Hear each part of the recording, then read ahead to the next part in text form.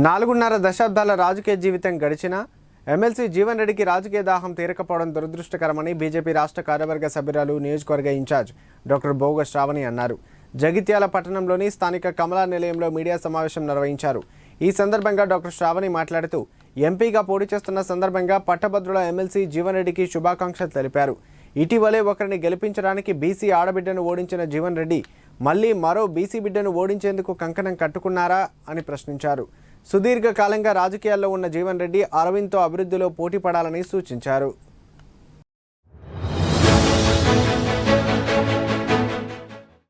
తొందరలోనే ఎంపీగా కూడా నిల్చుంటున్నారట కదా, టికెట్ వచ్చిందట. ఎక్కడికక్కడ మీ కార్యకర్తలతో మీటింగ్లు కూడా పెట్టుకుంటున్నారట.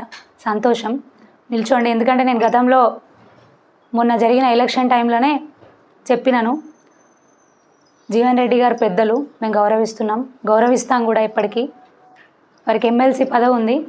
ఒక పదవి ఉన్నా కూడా మళ్ళీ పోటీ చేస్తున్నారు ఎమ్మెల్యేగా.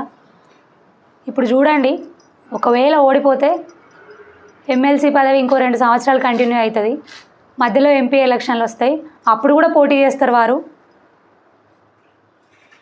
వారికి ఎన్నిసార్లు పోటీ చేసినా రాజకీయ దాహం తీరదు అని అప్పుడే మేము చెప్పడం జరిగింది. దాన్ని నిజం చేస్తూ మళ్ళీ ఇప్పుడు ఎంపీగా పోటీ చేస్తున్నారంట మన నిజామాబాద్ పార్లమెంట్ సెగ్మెంట్ నుంచి. ఆ మాట నిజం చేసిండ్రు, ప్రజలందరూ కూడా చూస్తూనే ఉన్నారు.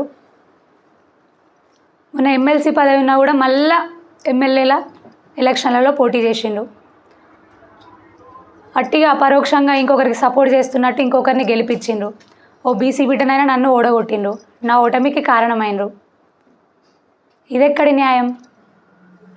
మీరు పోటీ చేయకపోతే మేము గెలిచేవాళ్ళం, ఓ బీసీ బిడ్డ గెలిచేది.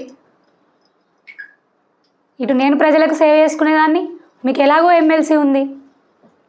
ఇప్పుడు ఓడిపోయినా వెళ్తున్నారు కదా, ప్రజల వద్దకు వెళ్తున్నారు, ప్రజల సమస్యలకు తెలుసుకుంటున్నారు, తిరుగుతూనే ఉన్నారు కదా మీరు.